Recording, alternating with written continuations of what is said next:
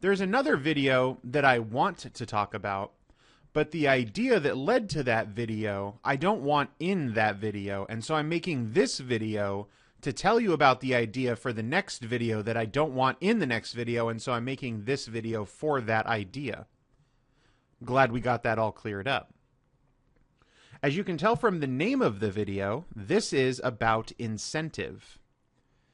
And so let's step back. If you look at D&D as a rule system for a game, and you actually look at the rules, it seems very clear that the rules assume a player's goal within the bounds of the rules is to increase character power. The game is set up completely around increasing scalable character power. And so moving along that track is seen as the default assumption of a player's goal within the game rules. This is ignoring all of the in-game roleplay kind of stuff that might also be going on. So, in order to increase character power, the game offers essentially two mechanical rewards within its system. One is treasure, and the other is experience. Now, treasure, there's two basic types of treasure. The first is what I'll call currency treasure. Currency treasure is any type of actual coin, gold coins, copper coins, silver coins, whatever, as well as gems, jewelry, works of art, anything which in the game system the value is measured in gold pieces. So currency treasure is anything that's essentially gold pieces.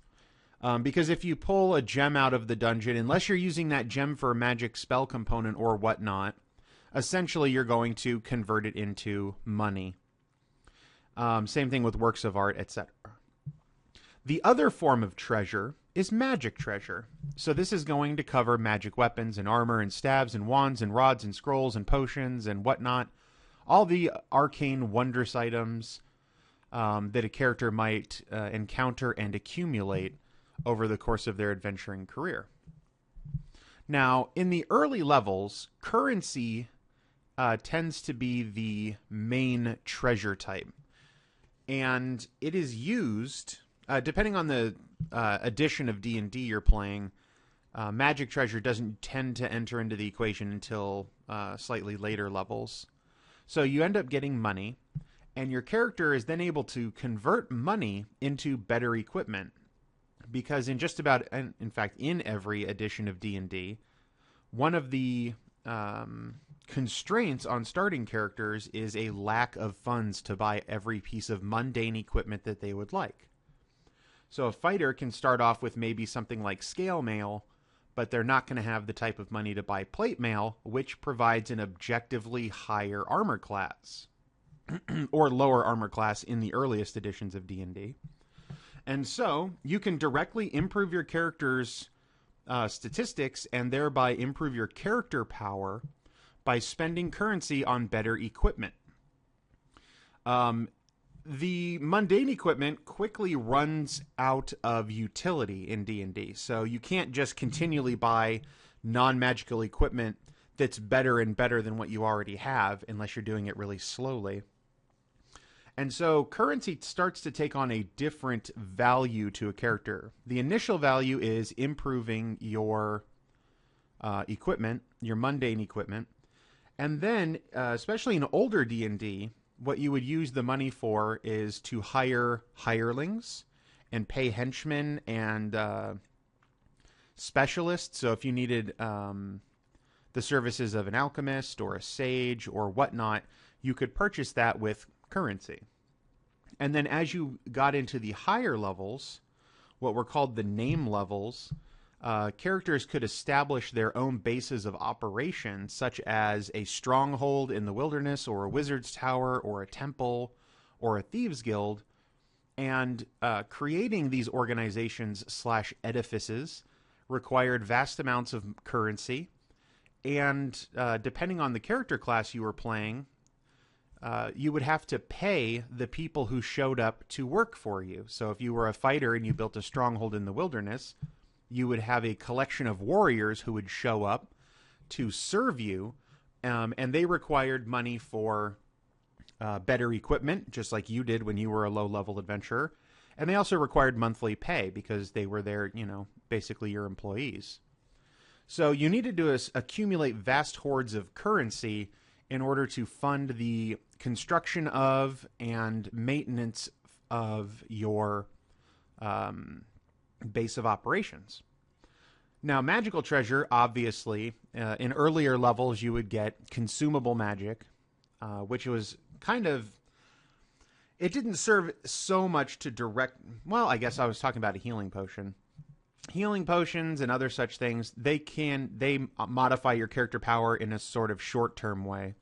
And then when you gain permanent magic items, those obviously provide a more long-lasting augmentation for character power. And the more powerful the magic item you get, the more it adds to your character's personal power. So, treasure, very obvious. How currency increases character power and how magic items increase character power. But those are all outside of the main progression leveling system of the game, which you get from experience. So experience points increases your level. Each level increases your character's power. Therefore, gaining experience is one of the most basic ways to increase character power. And this is where the whole point of the video lies. The thing that I want to mention was briefly hinted at, kind of in a tangential way, in the video about traps. So in the video about traps, I talked about how the way that you use traps influences player behavior. So if you just put a bunch of random traps in your dungeon without any rhyme or reason to them, it leads players to have to search for traps constantly because there's no rhyme or reason to where the traps are placed. There's nothing the character can look at, and there's nothing that the player can reason through to figure out where a trap is likely to be placed, and so he's left with the choice of just ignore the traps and, take the hit point damage or whatever else kind of problems they're going to cause you, or constantly search for traps, which is going to bog down the game with multiple dice rolls, players constantly asking about traps, etc. So if you stuck to using 1, realistic traps in 2, realistic locations and realistic manners, then it leads the players to think a little bit more about the game world and say, hey, this seems like a place where a trap might be, and then spend time looking for a trap, rather than doing it in every 5-foot step of every single hallway in a dungeon. So, the point of that was, the way you are essentially incentivizing a style of play, constantly searching for traps, because of the way that you've used traps. What we're going to talk about now is experience. In 3rd edition and Pathfinder and 4th edition and even 5th edition now, the basic assumption of the game system is that you get experience by killing monsters. So the game system incentivizes combat and incentivizes essentially fights to the death. Now, there are rules, and there have been rules in D&D about routing the monster. So if you fight against a monster, you don't have to kill it. If it flees, then you get experience because you defeated the monster, even if it's not dead. One of the issues that comes up with rules like that is, what happens if you're fighting an ogre and you guys force the ogre to run away? And then later on, the ogre comes back and fights you again. Do you get experience twice? Some people don't like that. They said, the ogre is a bag of experience. And if you've already gotten the experience out of the ogre the first time you fought him, he doesn't have more experience in him to give you the second time. And so sometimes people think, yeah, if you fight the same monster twice, you only get experience once. Well, that incentivizes fights to the death. You have to kill the monster. You can't let them run away because you're just going to potentially encounter that monster later, and you won't get experience for that second time. So that's a waste of resources without any good payoff. Other people think, well, if you let the monster flee and then it comes back and you have to fight it again, well, that's 2 combats, and each combat has a bag of XP that you empty. So it's a separate combat, you get separate experience. In a way, this incentivizes players to rout monsters but not kill them, because then they can come back and fight the same monster and get more experience for it. This is, of course, using the economics model of the rational human being who does things that maximize their benefits. But anyway, in the old school D&D, in the original D&D, you didn't get experience for killing monsters. You got experience for getting treasure. If you got an experience point, it was essentially 1 experience point for each gold piece you managed to haul out of the dungeon. So the incentive is get gold. If you have to fight monsters to get gold, then you have to fight monsters to get gold. But if you can get the gold without fighting monsters, that's easier, and it's worth the exact same amount of experience. So why put yourself in mortal danger, especially in the original D&D where players had crappy hit points and crappy attack rolls and crappy damage and were pretty much outmatched by monsters? Why even risk your life for the money when you can, sneak around and stay quiet and not fight fair at all and get the same amount of experience? So from the old school D&D way, the incentive is to avoid fights whenever possible and to find alternate resolution mechanics to the various challenges that you're up against. And this is good, but of course there's problems with that too. Some people do not like the idea of gold as XP because they think of it as, oh, every time your bank account goes up a gold piece, you gain more experience. Before making this video, I was looking on the internet trying to remind myself of the exact rules of the original D&D's experience system. And I came across a forum where someone was saying, I don't like the idea of gold as XP because then merchants would be the highest level characters in a campaign setting. And if you've watched my videos, you know immediately that that person is an idiot and is the exact kind of player that I've kind of made fun of before in videos because it's just nonsensical and stupid. There's the game world and then there's the game mechanics, and they're not inextricably bound together. On top of that, it's you can't get experience. Well, I don't want to say you can't. The system is not set up for you get experience for each gold piece you get. The system is essentially set up for you get experience for each gold piece you recover from the dungeon.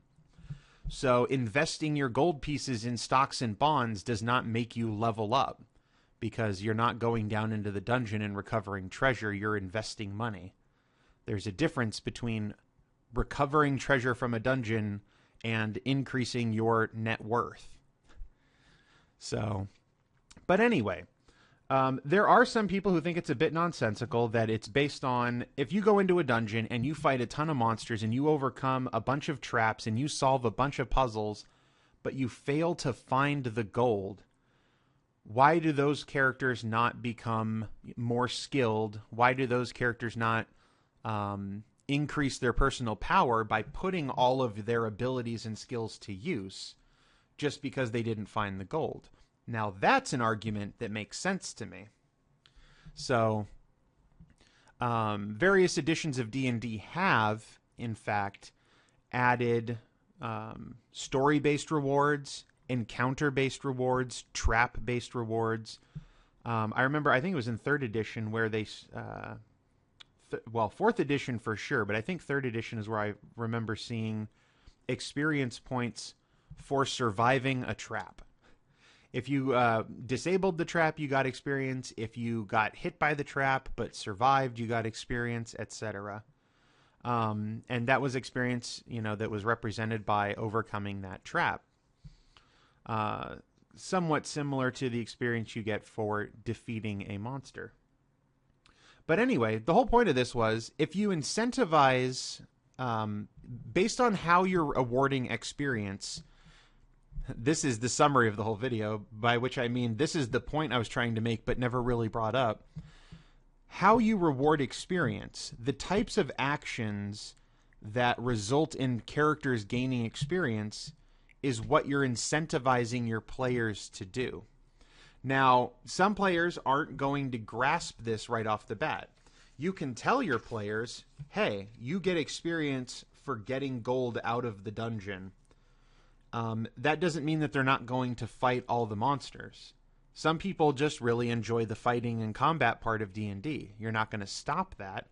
But if you couple difficult to defeat monsters with experience for gold and not for combat, eventually the players will kind of wise up to it and might start seeking those alternate ways around it.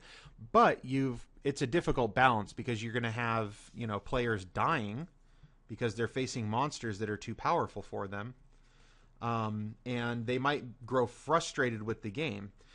You don't want to take away experience for combat if the group you're playing with enjoys the combat part of the game.